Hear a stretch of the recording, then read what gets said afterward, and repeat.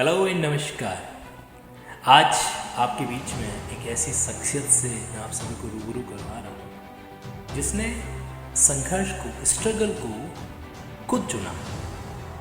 कहते हैं कि ज़िंदगी को जो लोग स्ट्रगल से दूर भगाते हैं वो सक्सेसफुल होते हैं, लेकिन यहाँ पे बात दूसरी है। एक कैंडिडेट्स जो जब प्रेगनेंसी की हालत में थी, प्रेगनेंसी की 9 मंथ की प्रेगनेंसी, उस समय उसने जुडिशरी के सपने को पूरा करने के लिए 300 किलोमीटर दूर का सफ़र तय करके प्रीलिम्स का एग्ज़ाम निकाला। उसके बाद छोटी बच्ची को अपने साथ एग्ज़ाम सेंटर लाना और उस परिस्थिति के अंदर भी मेंस के एग्ज़ाम को क्रैक करना, जबकि वो ऑलरेडी है अपने दम पर एक सरकारी सेवा को हासिल कर चुकी थी, लेकिन उस का जो पागलपन था वो तो कुछ और ही लेवल का था। उसने तय कर दिया था कि उसको जज बनना है और बन के दिखाया। तो इस तरीके से नारी का जीवन, जिसको भगवान ने अपने आप में ही एक संघर्ष बनाया है, और उस संघर्ष के अंदर जब और कुछ स्ट्रगल जुड़ जाते हैं तो वो अपने आप में उनका जो लड़ाई होता है ना खुद से ही, वो दुगना हो जाता है। बट कहते तो ये भी है कि जो खुद से खुद की लड़ाई जीत जाता है उसी को बाजीगर कहते हैं। तो आइए ऐसे ही एक बाजीगर से मुलाकात करते हैं, लिंकिंग मुलाकात विद द जजेस वीना सुवालिका।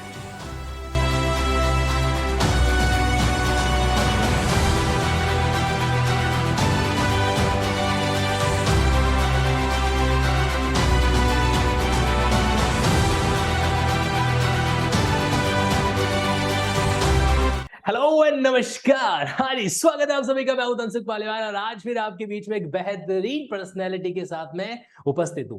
पता है, जिंदगी के अंदर चाणक्य की बात सिर्फ कहनी सुननी नहीं होती, उसको लाइफ में फॉलो करना भी जरूरी होता है। और पता है, चाणक्य जी ने बहुत अच्छी बात की कि जिंदगी के अंदर दूसरों के एक्सपीरियंस से, दूसरों के मिस्टेक्स और दूसरों की अचीवमेंट से सीखना शुरू कर दो, क्योंकि सारी चीजें अगर जिंदगी में खुद करोगे तो जो मानव जीवन है वो छोटा पड़ जाएगा, है ना। तो इसी बात को फॉलो करते हुए आज की एक और कड़ी लिंकिंग मुलाकात विद जजेस के साथ में मैं आपके बीच में लेकर आ रहा हूं और बुला रहा हूं आप सभी के बीच में वीना जी, वीना सुवालिका जी। लेकिन उससे पहले जरा सुन लीजिए, ये कैंडिडेट जो है, ये कैंडिडेट थोड़ा सा बाकी की दुनिया से अलग है। कैसे? आपको पता है, हमारी लाइफ में जब छोटी छोटी समस्याएं आती, छोटी छोटी प्रॉब्लम आती, हम बहाना ढूंढ लेते हैं। कई बार ये ह्यूमन नेचर है, होता है ऐसा, है ना। मैं भी ढूंढा करता था। लाइक कभी जैसे कि हल्का सा बुखार आ गया, आज स्कूल नहीं जाना, बहाना मिल गया मुझे, है ना, ऐसा वैसा कुछ। तो अब एक जो लड़की की लाइफ होती है ना, वो अपने आप में मेरा ये मानना है, टू बी पर्सनली भी कह दीजिए कि बड़ी टफ होती है। और खासकर जब वो अपने सपनों को पाना चाहे और उसकी शादी हो जाए, शादी होने के बाद जो गृहस्थी का जीवन है वो शुरू हो जाए, उसके बाद एक माँ का रोल भी शुरू हो जाए, तो धीरे धीरे जैसे पहाड़ के ऊपर ऊपर चढ़ता है ना, तो ऑक्सीजन की कमी होती रहती है। वैसे वैसे उसकी लाइफ जैसे जैसे आगे बढ़ती है, वैसे वैसे ट्रबल्स, वैसे वैसे समस्याएं आगे बढ़ती रहती है ना। बट फिर भी वो बंदी जो इन सभी के बावजूद रुकी नहीं। मैं कई बार क्लास में कहता रहा हूं ना, रुके ही ना तू, झुके ही ना तू, चला चले अतीत के प्रमाण से भविष्य के निर्माण तक। तो वो जो बातें हैं, वो पंक्तियां है ना, आज आपको इस एपिसोड में सुनने को और फील होने को मिलेगी। ये मेरा प्रॉमिस है आपसे। मतलब प्रेगनेंसी के टाइम में, वो भी कौन सी 8-9 मंथ के प्रेगनेंसी के टाइम में 200, 250, 300 किलोमीटर सफर करके प्रीलिम्स का एग्जाम देना और उस एग्जाम को पास करना, पहला चीज। दूसरा, जब उनकी बच्ची 1-1.5 महीने की थी, बच्ची को साथ में लेकर 2-2 दिनों तक जो है मेंस के एग्जाम के, सुबह के, शाम के, फिर नेक्स्ट डे सुबह, फिर नेक्स्ट डे शाम को जो है कंटिन्यूसली शिफ्ट में एग्जाम देना। पता है, एग्जाम सिर्फ उनका नहीं था, एग्जाम उस 1 महीने की छोटी बच्ची का भी था। तो आज आप जिनसे मिलने जा रहे हो ना, तो एक तो वो है जो वाकई में ऑन रिकॉर्ड जज बने हैं, और एक वो छोटी सी बच्ची होगी जो ऑफ रिकॉर्ड जज बनी है। तो आज दोनों से मिलेंगे, और इसी बीच में प्लीज वेलकम वीना सुवालिका जी, जो हाल ही के आरजेएस रिजल्ट के अंदर जज बने हैं। हेलो वीना जी, क्या आप सुन पा रहे हैं हमें? आप हेलो सर, नमस्ते सर। जी सर, मैं बस, सुन पा रही अब हूँ। आपको नमस्ते वीना सर। जी कहें या जज साहिबा कहें, पहले हमको कंफर्म कर दीजिए, हम उसी प्रोटोकॉल को फॉलो करेंगे। सर जैसा आप चाहें, अभी तक तो मैंने ज्वाइन नहीं किया है, तो आप बिना जी कहिए। चलिए। ओके। तो वीना जी, बहुत कुछ जानना है, क्योंकि आपने जिंदगी के अंदर एक नॉर्मल जो एक लाइफ है, स्कूल लाइफ है, उसको भी जिया, फिर कॉलेज लाइफ के अंदर भी आए, फिर वापस जो है एक तरीके से पढ़ा, स्टूडेंट की लाइफ में सीरियस वाला मोड भी आया, फिर आपने, जहां तक मैं जानकारी ले पा रहा हूं, आप ऑलरेडी एक जॉब हासिल कर चुके थे अपने हौसलों के दम पर, राइट?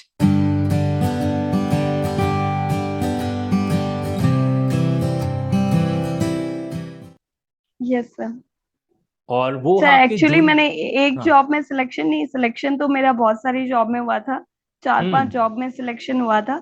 लेकिन हम्म। जो मैं अपने लिए कंफर्टेबल मानती थी और जो मेरे को उदयपुर में रह के मैं जिसे कर सकती थी, परस्यू कर सकती थी, उसी को मैंने परस्यू किया। उदयपुर में मैं रहना क्यों जरूरी था आपके लिए? सर क्योंकि मेरी इन लॉज की फैमिली भी यहीं थी, और मेरे जो मैटरनल फैमिली है वो भी यहीं रहती है। तो अभी क्योंकि मेरी सिचुएशन ऐसी थी कि मैं जिस पोस्ट पे थी उसमें मैं चाहती थी कि मैं अपनी स्टडीज को कंटिन्यू कर पाऊँ और दोनों फैमिलीज को अपना टाइम दे पाऊँ। इसके लिए मैंने यही चूज किया था कि अगर मुझे उदयपुर में रह के करने को मिल जाए कोई भी जॉब तो ज्यादा बेटर होगी। तो मैं और कौन एज ए कौन से? असिस्टेंट अकाउंट्स ऑफिसर सिलेक्ट हुई थी। हम्म। तो उसी पे मैं अभी प्रेजेंटली वर्क कर रही हूँ इन एक्साइज डिपार्टमेंट। अभी एक्साइज डिपार्टमेंट में काम कर रही हूँ मैं। तो तो वो एक्साइज मेरे लिए डिपार्टमेंट कंफर्टेबल असिस्टेंट था। अकाउंट ऑफिसर की पोस्ट पर आप वर्तमान में कार्यरत भी हैं। तो अब जी आपके सर। डब्ल्यू की पोस्ट जो है वो तो अंतिम सांसें ले रही है, क्योंकि यस अब सर। उसका अब उसका रिवाइवल जो है, पुनर्जन्म जो है वो एक जज के रूप में होने वाला है। और कौन कौन से यस सर। एग्जाम आपने दिए थे और फाइट किए थे जहां पर आपके सिलेक्शन की संभावना बन गई थी या सिलेक्ट आप हो गए थे? सर अभी रिसेंटली वैसे मेरा असिस्टेंट प्रोफेसर में भी मेरा इंटरव्यू कॉल हुआ है। अच्छा। आरएसपी 2 बार मैंने मेंस दिया था। और मेरे नेट ख्याल से मैंने जेआरएफ। मैंने सवाल उल्टा पूछ लिया। कौन कौन से एग्जाम नहीं है जिसमें आप नहीं गए थे? ऐसे मुझे ख्याल से मुझे सवाल को पूछना चाहिए था। आपने असिस्टेंट अकाउंट ऑफिसर ज्वाइन कर रखा है, असिस्टेंट यस सर। प्रोफेसर के अंदर भी आपका कॉल वॉल आई थिंक अभी होने वाला सर। था या हो चुका? यस हाँ। सर। Yes sir. आरएस आप 2 बार अटेम्प्ट कर चुके हो, यस तो सर। कुछ और छोड़ा वोड़ा आरजेएस है? का मेरा 4th अटेम्प्ट था सर। तो मैं अपनी तरफ से एज ए मतलब पूरी तरीके से क्वालिफाइड थी। मेरे को लगता था कि मैं कर लूंगी आरजेएस पे। लेकिन मेरा पूरा फोकस था, ये मेरा 4th अटेम्प्ट था और सेकंड इंटरव्यू था। तो मैं बस यही चाहती थी कि मैं जुडिशरी में जाऊं।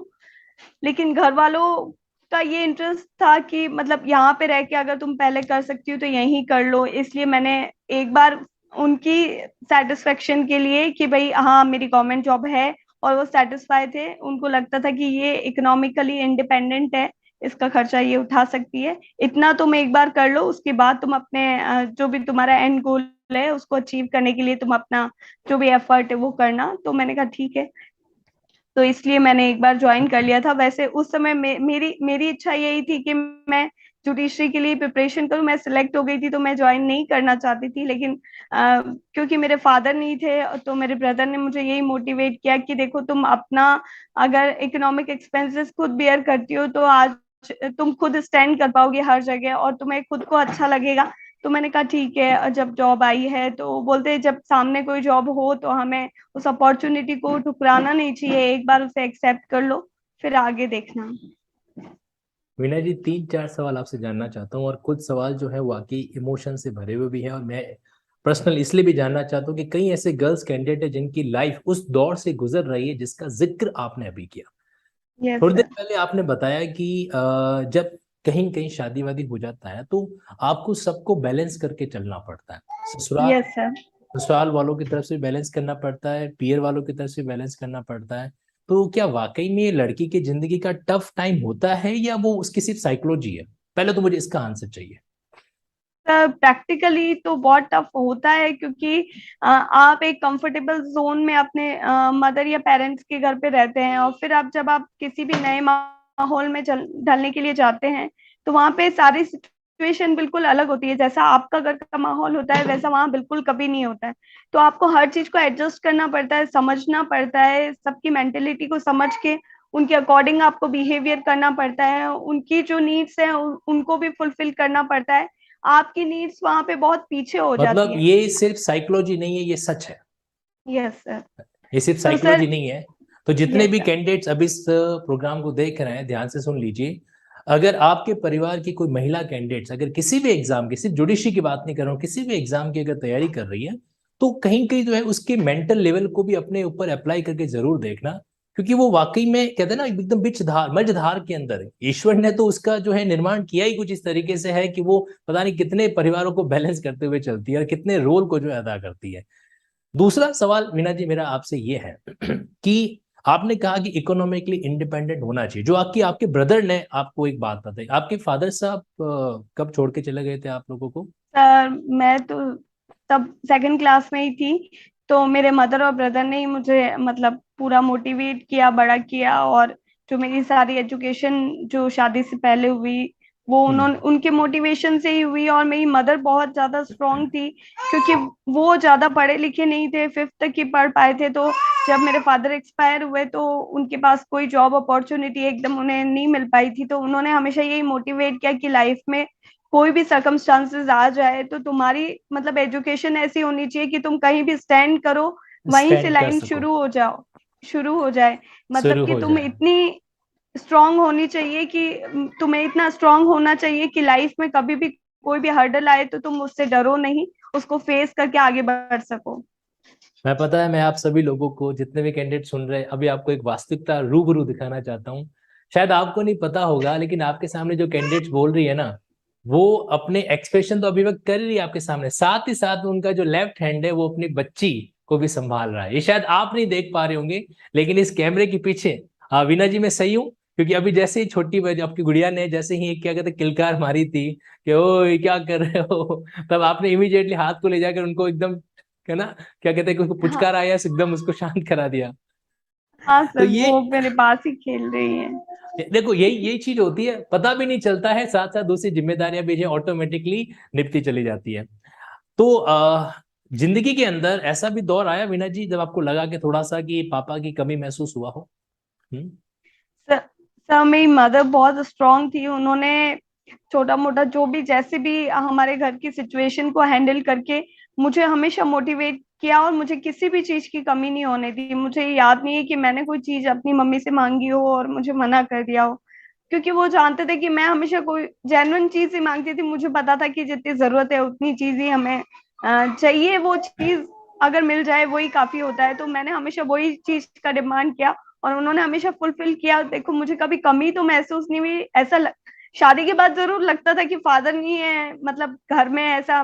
बाकी मेरी मदर ने मुझे फादर और मदर दोनों का रोल उन्होंने अदा किया, और उन्होंने इतना सपोर्ट किया कि मुझे ये फील नहीं होने दिया कि मैं कभी अकेली हूँ, या फिर फादर नहीं है तो किसी भी मतलब मेरे रिसोर्सेज में कोई कमी आ रही है। नहीं, उन्होंने उनकी मतलब तरफ से कहीं कहीं जो है 100% उन्होंने दिया। एक किरदार नहीं दो किरदारों को एक साथ निभाया, माँ का और भी सर और वो, पिता का भी। जी। ये सर, और आज भी वो मेरी पूरी रिस्पॉन्सिबिलिटी। वैसे मैं किसी चीज के लिए उन पे डिपेंड नहीं, पहले भी नहीं थी और अभी भी नहीं हूँ, क्योंकि मेरी जॉब पहले लग गई थी। तो उन्होंने हमेशा मुझे सपोर्ट किया, वैसे उनका पूरा कंट्रीब्यूशन रहा है। लेकिन बाद में भी, शादी के बाद भी मुझे किसी भी तरीके की सपोर्ट की जरूरत है, जैसे मॉरल अभी सपोर्ट वगैरह रहा तो उन्होंने हमेशा साथ में मॉरल खड़े रहे। सपोर्ट वगैरह वो हमेशा मेरे साथ रहती हैं। और दूसरा ये कि जैसे अभी मेरी बच्ची के लिए मुझे जरूरत थी क्या मतलब पूरा टेक केयर करे, तो मेरे भाभी और मेरे मदर ने पूरा उसका अच्छे से टेक केयर किया। क्योंकि मैं अगर पढ़ने के लिए टाइम डिवोट कर रही हूँ तो कहीं वैसे ना कहीं मैं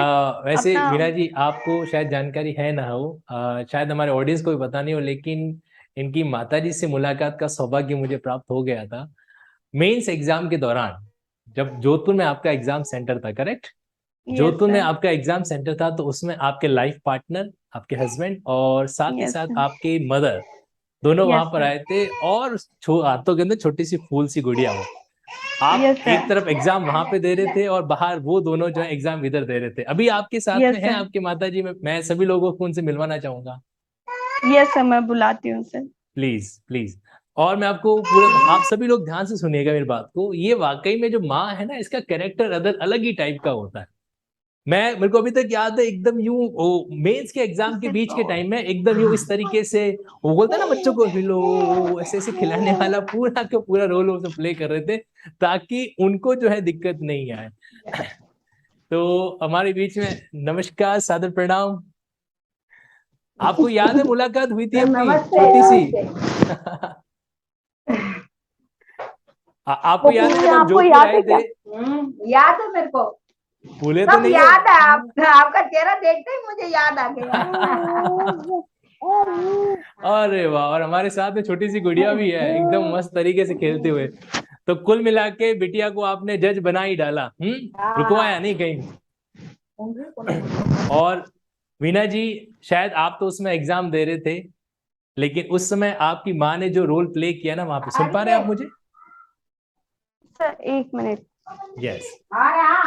तो उस समय जो है, एक तरफ तो वीना जी का एग्जाम अंदर चल रहा था और बाहर जो है इनके हस्बैंड और इनकी माता जी जो है साथ साथ में उनको बच्ची को संभालने का एक जिम्मेदारी पूरा प्ले कर रहे थे। आई थिंक बीच में शायद नेटवर्क इशू आ गया होगा, मुझे ऐसा लगा शायद। Yes sir. हाँ जी।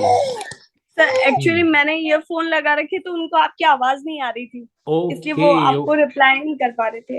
Right right. तो लास्ट में उनसे मैं स्पेशली बात करना चाहूंगा, और इसलिए मुझे जरूर आप अपना ईयरफोन आप उनको दे दीजिएगा लास्ट में। ठीक है सर। हाँ। चलिए, अब हमारी ऑडियंस को एक बार छोटी जज साहिबा को दिखा दीजिए एक बार। तो देखो, ये है वो छोटी सी गुड़िया जो 1 महीने की थी, और खासकर जब प्रीलिम्स का एग्जाम था तो मम्मा के पेटू में थी। उसमें मम्मा के साथ साथ इन्होंने प्रीलिम्स का एग्जाम दिया और मेंस का एग्जाम भी दिया, एग्जाम सेंटर के बाहर बैठ के। अभी ये आपको रेस्पॉन्ड नहीं करेगी, अभी ऑब्जर्वेशन मोड में है, सब कुछ ऑब्जर्व कर रही है, और जब बड़े हो जाने के बाद में हो सकता है कि नेक्स्ट जज जो है वो यहीं से निकले। विनय जी, थैंक यू सो मच। मतलब दो खिलते खिलखिलाते चेहरे आपने दिखा दिए, मतलब कहते हैं ना कि इंसान की खुशी का अलग ही एक ठिकाना रह जाता है। खैर, तो विनय जी आपको कुछ सर वो एक्चुअली मेरा मोबाइल लेना चाहती है, अब वो खड़ी हो। अच्छा, ओ हो, ये तो मामला बड़ा गड़बड़ हो जाएगा। फिर तो हमारे फंडामेंटल राइट्स डिप्राइव हो जाएंगे जज साहब से मुलाकात करने के। तो इसके लिए मैं परिवार के दूसरे सदस्यों से रिक्वेस्ट करूंगा, प्लीज छोटे से तूफान को कुछ सेकंड के लिए संभालिए। ओके। सो वीणा जी, अब कुछ बातें ऐसी हैं जो स्टूडेंट के एंगल से मैं जानना चाहता हूँ। जी सर। ओके। आपका फेस नहीं दिख पा रहा है मुझे यहाँ पर। Yes, okay, now it's clear. तो जब आप एग्जाम देने, प्रीलिम्स के एग्जाम देने गए थे, आपका एग्जाम सेंटर और आपकी जोधपुर में एग्जाम सेंटर था आपका प्रीलिम्स का ही, या जयपुर था? नहीं सर, जोधपुर ही था। जोधपुर से सेंटर उदयपुर की मेरे दूरी, अगर मैं जहां तक सही है कैलकुलेट कर पा रहा हूं, तो आई थिंक 250 किलोमीटर के अराउंड है, right? Yes sir, yes sir. तो और उस समय आपकी प्रेगनेंसी का कौन सा मंथ चल रहा था?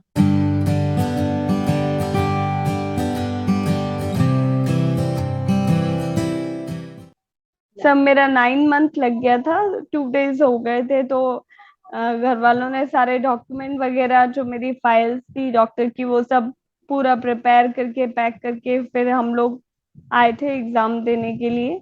क्योंकि मतलब उन्हें तो डर था ही मन में कि अगर कुछ हो गया तो फिर हम क्या करेंगे। तो इमरजेंसी सिचुएशन के लिए भी वो लोग प्रिपेयर थे, मेंटली भी प्रिपेयर थे, और फिजिकली भी सारे डॉक्यूमेंटेशन हमने कंप्लीट कर लिए थे कि अगर मान लो कुछ ऐसी जरूरत पड़ी तो ठीक है, वहीं एडमिट हो जाएंगे। अच्छा वीणा जी, एक बात, पहली बात तो ये कि जनरली देखा है कि हमारी इंडियन कल्चर के अंदर जब 8 और 9 मंथ का प्रेगनेंसी होता है तो उसको किसी भी तरह का कोई रिस्क नहीं लेने दिया जाता। तो Yes, आपने sir. कैसे कन्विंस किया? क्योंकि देखो, उन माइंड में तो उनके भी आया होगा कि ऐसा क्या एग्जाम जरूरी हो सकता है, कुछ पड़ोसी रिश्तेदारों ने भी ताना मारा होगा कि ऐसी भी क्या जरूरी है कि ऐसे टाइम के अंदर वहां लेके गए कि समझदारी नहीं दिखा रहे ये लोग, है ना? ऐसा वैसा कुछ हुआ था आपके, मतलब आपके फैमिली के साथ में, आपके साथ में? यस सर, मेरी मदर को तो सब लोगों ने मना कर रखा था पहले ही, क्योंकि मैं पढ़ रही थी। तो मुझसे जो भी रिलेटिव मिलने आते तो अगर मेरी बुक्स वगैरह देखते तो वो यही बोलते कि आप इसको रिलैक्स करने दो, अब इसको मत पढ़ाओ, ये वो। लेकिन मेरी मदर जानती थी, वो पूरी तरीके से मेरे मतलब पूरी तरीके से सपोर्टिव है। उसको पता था कि अगर मैंने एग्जाम की इतनी प्रिपरेशन की है, उन्होंने देखा है कि मेरा इतना डिवोशन था, तो उन्होंने खुद कहा कि चलो हम सब लोग तुम्हारे साथ चलेंगे। मेरे हस्बैंड, मेरे मदर, मेरे ब्रदर, सब लोग आए थे मेरे साथ। और तुम्हें कोई प्रॉब्लम नहीं होगी, अगर तुम देना चाहती हो, तुम्हारा एंड गोल है, तो हम लोग तुम्हें पूरा सपोर्ट करते हैं और हम तुम्हारे साथ चलेंगे। दूसरे हमारे लिए इम्पोर्टेंट नहीं है, तुम मेरे हमारे लिए, फैमिली के लिए मतलब तुम ही कहीं कहीं जो इम्पोर्टेंट है हो। परिवार का यहाँ पर आपको एक सपोर्ट रहा। देखो, यस आप लोग सर। इस बात को इमेजिन करके देखो, क्योंकि कहीं कहीं आपने अपने आसपास अपने घर में एक कैरेक्टर देखा है प्रेग्नेंट लेडी का, चाहे वो किसी भी रूप में देखा हो। अब आप, भारत की सड़कें हैं ये, ध्यान रखना, इंडिया की सड़कें हैं। अब 250 किलोमीटर का सफर बाय रोडवे से, है ना, वो भी 8 और Yes, 9 मंथ का प्रेगनेंसी। सीधी सी बात है, अगर सीधे तौर पर देखा जाए तो इसको मतलब रिस्क ज्यादा, जरूरत से ज्यादा लेना ही कहते हैं, है ना। ऐसे yes, टाइम sir. के अंदर भी ये इस बंदी का डेडिकेशन ही था, वीना जी का ये डेडिकेशन ही था जो इन्होंने उस चीज को रुकने नहीं दिया। अब सोचो, अगर वो प्रीलिम्स का एग्जाम नहीं देते तो क्या आज हम राजस्थान जुडिशियल सर्विस के एक सेलेक्टेड कैंडिडेट से बातचीत कर पाते? क्या नहीं कर पाते। जिंदगी के अंदर कई बार जिस तरह से उतार चढ़ाव आते हैं ना, वो एंड में पता चलता है कि वो कितना बड़ा सेक्रीफाइस के बाद हासिल होने वाली सक्सेस थी। खैर Yes, sir. मीना जी, तो ये तो मतलब ऐसे टाइम के अंदर जनरली 90% कैंडिडेट्स जो है ना वो एग्जाम नहीं देते हैं। मैं अपने कुछ स्टूडेंट को भी जानता हूं जिन्होंने इसलिए एग्जाम नहीं दिया कि उनके शादी की डेट आ रखी थी, है Yes, ना। sir. एग्जाम से हफ्ते भर पहले शादी की डेट थी, इसलिए मैसेज करके डाला कि सॉरी सर, अच्छा पहले कार्ड भेजा, सर ये मेरा शादी का कार्ड है, आपको आना जरूर है। मैंने कहा एग्जाम का? सर नहीं, इस बार एग्जाम नहीं दे पाऊंगी, मम्मी ने कहा है कि पहले शादी कर लो, शादी के बाद एग्जाम दे देना। तो आपको Yes, मुझे लग रहा sir. है, आपके केस में मुझे लग रहा है कि अगर गलती से आपकी शादी की डेट के दिन ही एग्जाम की डेट आ गई होती ना, तो आप तो वो दुल्हन के जोड़े में वहां जाके बैठ जाते कि पहले मेरे को एग्जाम देने दो, फिर फेरे लेने जाऊंगी। चलिए, क्योंकि जो लड़की ये कदम उठा सकती है 8-9 मंथ की प्रेगनेंसी में 250 किलोमीटर दूर जाके प्रीलिम्स का एग्जाम दे सकती है, वो लड़की तो भाई साहब कुछ भी कर सकती है ऐसे मामलों के अंदर। अच्छा, फिर जब प्रीलिम्स के अंदर सेलेक्ट हो गए वहां पर, तो Yes, एग्जाम तो sir. आई होप आपका काफी अच्छा ही रहा होगा, तभी ऑब्वियसली बात आप मेंस के अंदर क्वालिफाई हुए ही थे। मेंस के एग्जाम के टाइम में भी आप उदयपुर से जोधपुर आए थे, और उस समय थोड़ा सा Yes, sir. संघर्ष आपका डबल था, डबल क्या इनफैक्ट 4 गुना था, Yes, क्योंकि sir. आपको पूरे 2 दिन वहां पर निकालने थे।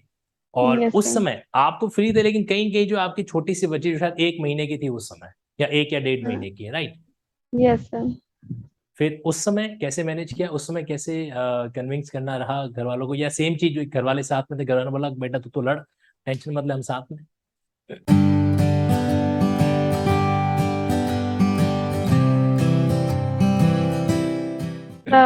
जब मेरा प्रीलिम्स हो गया तो उन्होंने ही मोटिवेट किया था कि ठीक है, तुम्हारे नंबर तो इतने अच्छे हो रहे हैं तो तुम्हें तैयारी करनी चाहिए। तो मैंने वही सोच के कि भाई ठीक है, मार्क्स मेरे 75 समथिंग हो रहे थे, तो मुझे लग 75 रहा था कि समथिंग हो हो, रहे थे, ओके। हाँ, तो मुझे लग रहा था कि हो जाएगा प्रीलिम्स। तो इसलिए मैंने अपनी स्टडी को जारी रखा। और उन लोगों को पता था कि मैंने इतना पढ़ाई की है और मैं पिछले 4 साल से इसके लिए तैयारी कर रही हूँ, तो उनका भी सपोर्ट था ही पूरी तरीके से। और मेरी मदर साथ आए थे कि बच्चे को मैं रख लूंगी 2 दिन, और मेरे हस्बैंड थे साथ में, तो उन्होंने पूरा सपोर्ट किया। उन्होंने कहा आप कोई टेंशन मत लो पीछे की, हम कर लेंगे, आप अच्छे से पेपर दो, बस जो भी आपने पढ़ा है अब तक उसको अच्छे से लिखना, बस अपनी तरफ से आप 100% देना, होना नहीं होना सब ऊपर की बात है, बात की बात है। ये सब आप अच्छे से एक बार जिस चीज का आपने प्रिपरेशन किया है उसे करो। और उन्होंने किया है, उन्होंने 8 अब अप्रोक्स मेरी बच्ची को यहाँ पर रखा। मैं आपको एक बात कहना चाहता हूँ। जिस बात का इन्होंने जिक्र किया ना कि उनकी हस्बैंड साथ में थे, इनकी मदर साथ में थे, तो ये बात मैं कहूंगा नहीं। अभी आपको अगले कुछ सेकंड्स में एक वीडियो दिखाई देगा, आप उस वीडियो को देखेगा और आपको रियलिटी पता चल जाएगी कि वाकई में माँ तो अंदर एग्जाम दे रही है, और पीछे बेटी, पीछे नानी, और पीछे जो है उनके पिताजी एक और एग्जाम दे रहे हैं। इस वीडियो को देखिएगा और इस वीडियो से आपको जो है एहसास हो जाएगा रियलिटी के इमोशन का। ओके, तो मीना जी, आपने प्रीलिम्स के अंदर 75 स्कोर किया, वहां पे लैंग्वेज का पोर्शन रहता है और लॉ का पोर्शन, 70% लैंग्वेज है, लॉ है, और 30% लैंग्वेज का बोर्ड। तो यस सर। अब लैंग्वेज का कितना रोल रहता है प्रीलिम्स एग्जाम में, उसके बारे में आपको क्या कहना है?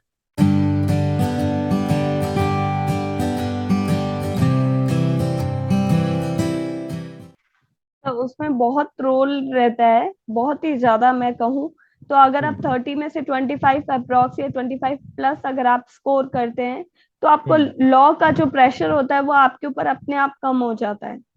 क्योंकि अगर आप अच्छे से उस चीज को, यस, अगर आप प्लीज हिंदी कंटिन्यू। इंग्लिश अच्छे से करेंगे या लैंग्वेज पेपर को अच्छे से अटेम्प्ट करेंगे, या उसमें आप आपकी जो भी प्रिपरेशन है वो अच्छी है, तो आपके ऊपर सारा प्रेशर लॉ का कम हो जाता है। क्योंकि लॉ आप पढ़ते तो बहुत है, लेकिन वहां पे ऑब्जेक्टिव पेपर में बहुत बार चीजें समझने, या कोई भी अगर आपसे सिली मिस्टेक भी हो गई है तो आपका क्वेश्चन गलत हो जाएगा। तो कहीं ना कहीं आपको लॉ लैंग्वेज पेपर आपको बहुत सपोर्ट करता है और हेल्प करता है आपको प्रीलिम्स क्लियर करने के लिए। अच्छा, लॉ के बारे में बात करते हैं। 70 मार्क्स का लॉ, मेजर लॉ का यस पोर्शन, सर। साथ साथ माइनर लॉ का पोर्शन। वैसे यस तो सर। विनय जी कई सारे टेक्निक्स होते हैं जो ट्रेडिशनल जमाने से चले आ रहे हैं, जिनको फॉलो करते हैं आपने। इनफैक्ट यस आपने भी सर। 4 अटेम्प्ट दिए। देखो ये बात बहुत सोचने वाली है यस कि सर। वीना जी ने चौथा अटेम्प्ट था इनका, ये चौथा अटेम्प्ट था। पता है, यस सर। सेटल्ड थे अपनी लाइफ के अंदर, डबल ए की पोस्ट पे थे, सैलरी भी ठीक ठाक मिल ही रहा था, ऐसा नहीं था कि उसे दिक्कत आए।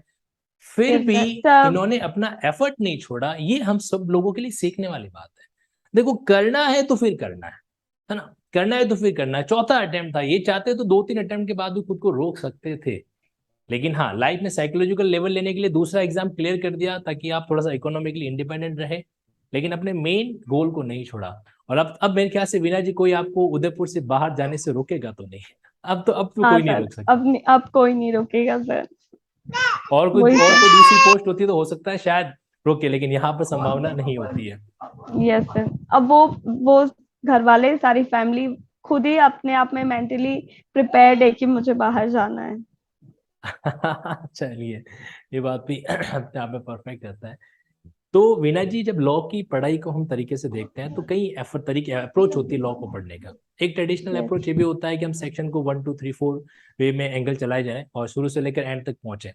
और एक जो यस नया सर। अप्रोच है जैसे लिंकिंग, जिसको मैं जनरली क्लास में यूज भी करता हूँ, जहां पर हम एक कॉन्सेप्ट को दूसरे कॉन्सेप्ट के साथ कनेक्ट करते हैं ताकि यस एक सर। साथ में मल्टीपल चीजें। आपने कभी इस टेक्निक को ट्राई किया?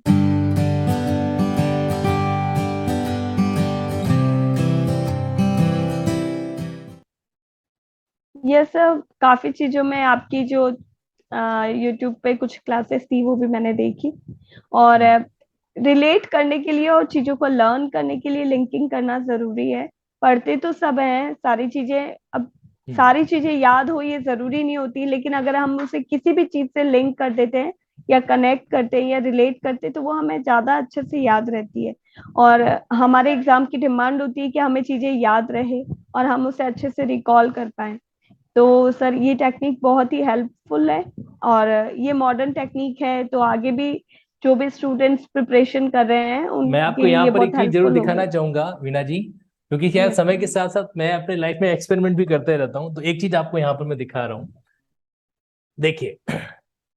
पता है, अब ये कहने को इंडेक्स है, ये सिर्फ यस कहने को सर। इंडेक्स है। आपको एक लिंकिंग का एक लेटेस्ट वर्जन, हालांकि देखो अब कहते हैं ना कि अब जो सूरज चमक रहा है उसको तो अब क्या लालटेन दिखाए, वो तो ऑलरेडी रोशनी से भर चुका है। बट फिर भी चूंकि अभी यस आपके पास सर। 2-3 महीने हैं, और मुझे पूरी उम्मीद है कि इन 2-3 महीनों के अंदर आप हमारे जूनियर्स के लिए कुछ न कुछ जो है लेक्चर जरूर लेंगे। ये मेरा पूरा विश्वास है। और मैं आप सभी लोगों को प्रॉमिस करता हूं कि वीना जी से मैं लेक्चर करवाऊंगा। इनका पढ़ा हुआ जो इतना भंडारा पड़ा है वो कहाँ चला जाएगा? क्योंकि देखो, जज बन गए, जुडिशियल एकेडमी में चले गए, तो फिर तो प्रोटोकॉल में बन जाएंगे। तो अभी जो 1-2 महीने यस हैं, सर। हम क्या करेंगे, इनके नॉलेज को यूज करेंगे। प्रॉमिस रहेगा वीना जी आपका, हाँ या ना? अपने जूनियर्स के लिए इतना तो करना पड़ेगा। यस सर, मैं अपनी तरफ से पूरा ट्राई करूंगी सर। चलिए, अब आपको एक चीज बताता हूँ। एक हमने कॉन्सेप्ट लॉन्च किया लिंकिंग चार्ट्स का, सुनिएगा अच्छे से। यस। लिंकिंग चार्ट्स में क्या होता है कि आपके सामने कहता है कि खाली दीवारें कभी नहीं बोलती, लेकिन दीवारों पे जब कंटेंट होता है तो दीवारें बोलती है। एग्री करते यस हो इस सर। बात से? है ना? Yes sir. तो अब क्या क्या एक लिंक, जो इस तरीके से मैं पढ़ा करता था, वही एक टेक्निक जिस तरीके से मैं आप लोगों को समझाता हूँ यूट्यूब पे, उसी टेक्निक को मैंने लिंकिंग चार्ट्स में डाल दिया। अब जैसे एग्जांपल के लिए आपके पब्लिक न्यूसेंस का चैप्टर है ये। अब इसके अंदर आपको हाईलाइटेड वर्ड, जैसे 133 का मेन हाईलाइटेड कीवर्ड कौन सा है? Conditional order. तो इसको हमने हाईलाइट करा दिया चार्ट्स के अंदर। साथ साथ में ये जितने भी आपको सिर्फ इनको कवर करना है। और इतना ही नहीं, अब यहाँ पे सारे सेक्शंस में से जो ग्रीन पार्ट है, ये वो सेक्शन है जो आपको लास्ट टाइम में रिकॉल है जो करने होते हैं। यानी कि एक की वर्ड एक पकड़ लो, जैसे कंडीशन वर्ड को पकड़ लिया, एक कंडीशन से हम सीआरपीसी के कितने सारे सेक्शन को एक साथ रिकॉल कर सकते हैं? यस और नो? Yes sir.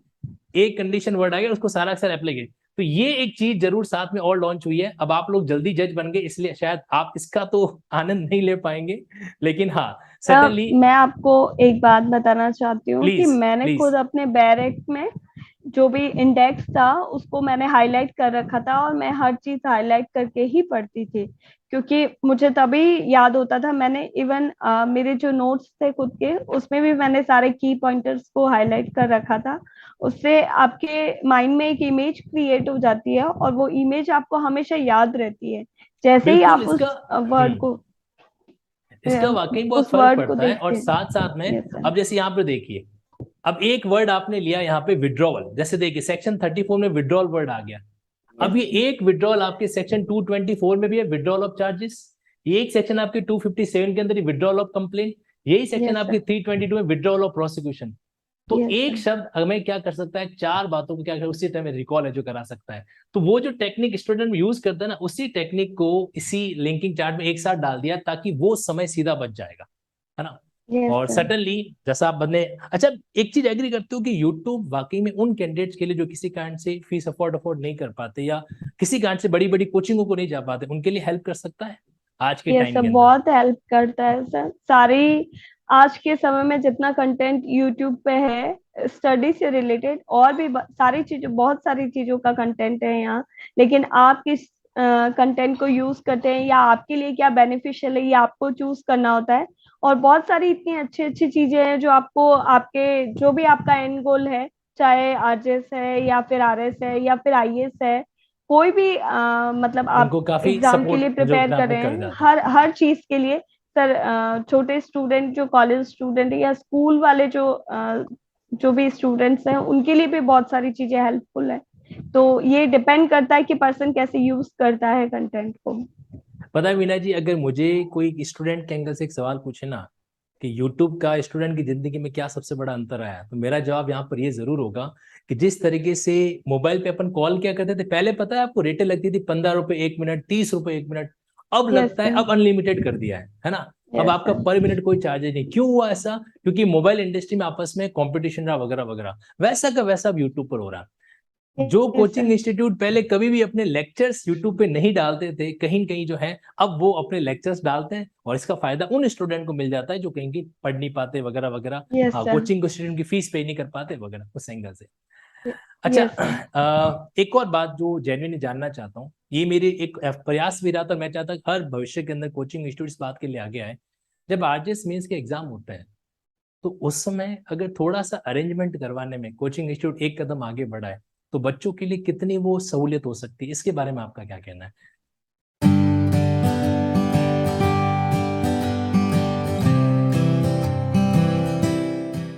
सर ये बहुत ही अच्छा एफर्ट था सर जो आपने स्टार्ट किया, क्योंकि इस एफर्ट से सारे स्टूडेंट को बहुत हेल्प मिली। और आगे भी मैं चाहती हूँ कि सारे कोचिंग इंस्टीट्यूट आगे आए, सिर्फ आरजेएस के नहीं, बाकी सारे फील्ड के भी, ताकि बच्चों को, जो स्टूडेंट जो बाहर से आते हैं, क्योंकि आजकल हर एग्जाम का सेंटर आउट ऑफ जो भी उसका जो होम टाउन है उससे जो बाहर ही रहता होम है। टाउन से बाहर ही होता है, तो उसको बहुत सारी डिफिकल्टीज फेस करनी पड़ती है क्योंकि वो नया होता है उस।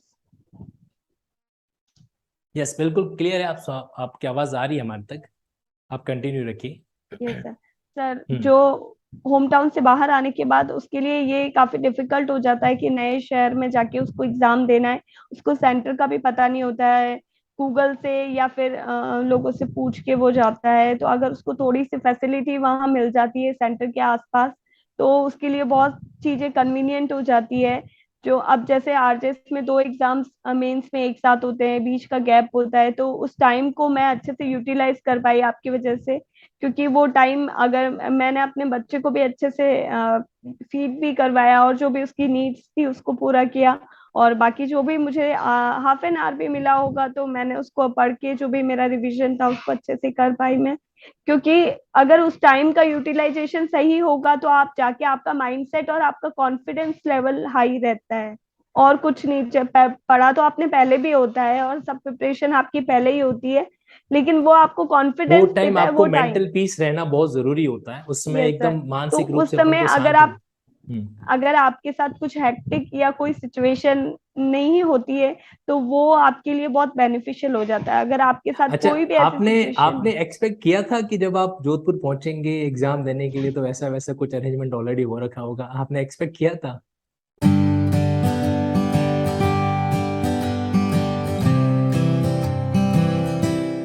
नहीं सर, मैंने ऐसा कुछ एक्सपेक्ट तो नहीं किया था, इसलिए मैंने अपना जो रूम था, जो भी होटल वगैरह जो भी लिया था, वो बिल्कुल सेंटर के पास ही लिया था, ताकि क्योंकि मेरी छोटी बच्ची थी, तो मैंने यही कन्वीनियंट समझा था कि अगर आप लोग वापस होटल जाएं, वहां पे रेस्ट करें और जब मेरा ब्रेक हो तब वापस आ जाएं।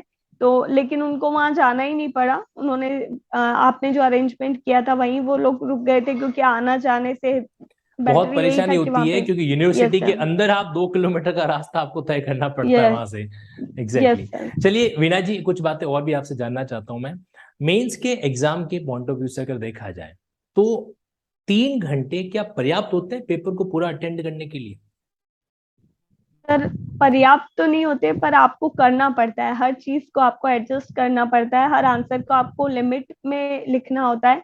आपका आपको पेपर सिर्फ, पूरा अटेंड हुआ था 3 घंटे के अंदर, नहीं सर, सिविल और पूरा क्रिमिनल होना दोनों का? पॉसिबल तो नहीं हो पाता है, क्योंकि अगर आपने एक भी क्वेश्चन अच्छे से अटेम्प्ट करने की सोची कि अगर मैं इसमें अपना जितना मुझे आता है उतना लिखूं, तो आपका पेपर पूरा अटेम्प्ट नहीं हो सकता। और जजमेंट अगर आप उसको बहुत कंसाइज करके बहुत ही शॉर्ट फॉर्म में आपको लिखना होता है, तो हर चीज को आपको कंसाइज करके जो नीड है क्वेश्चन की, उसके अकॉर्डिंग आपको फुलफिल करके आपको आंसर देना होता है। और अगर आपने उसके अकॉर्डिंग आंसर दिया है तो मेरे को नहीं लगता कि पूरा पेपर अटेम्प्ट करने करने के बाद ही सिलेक्शन होता है, ऐसा कुछ नहीं। अगर एग्जैक्टली आपने ये बात 80%। आप सभी लोग अच्छे से जरूर सुनना कि अगर किसी कारण से, जैसे आप पहला पेपर देने गए और आपका पेपर जो है किसी कारण से 10% अटेम्प्ट नहीं हो पाया, तो बाहर यस आके सर। वहां पैनिक नहीं होना है। ऐसा नहीं कि दूसरे वाले पेपर के लिए आप खुद को बिल्कुल यस सर। डिसअपॉइंट कर लो। एम आई वही करेक्ट वीना जी? सर। यस सर, वो बहुत जरूरी है। अगर आप कहीं भी डिसअपॉइंट हो गए तो आपका सेकंड पेपर पूरी तरीके से एग्जैक्टली अफेक्ट हो जाएगा, और अगर वो अफेक्ट हो गया तो आपका रिजल्ट भी अफेक्ट हो जाएगा। तो ये आपको। बात देखो, ये बात है ना, वीना जी ने भले ही मुस्कुराते हुए कही हो, लेकिन इससे बहुत गहरी सच्चाई है। लगभग 70% कैंडिडेट के साथ वीना जी ऐसा होता है कि अगर उनका पहला पेपर बिगड़ जाता है ना, तो एक बार उनको मेंटल स्टॉर्म लग जाता है, झटका लगता है उनको, कह रहे यार पहला पेपर ही बिगड़ गया, अब पता नहीं आगे सिलेक्शन के कुछ चांसेस है होंगे कि नहीं होंगे। और उसके कारण, उसकी वो साइकोलॉजी कारण, फिर क्या सेकंड पेपर न चाहते जितना वो अटेम्प्ट करना चाहता है उतना भी नहीं कर पाता है।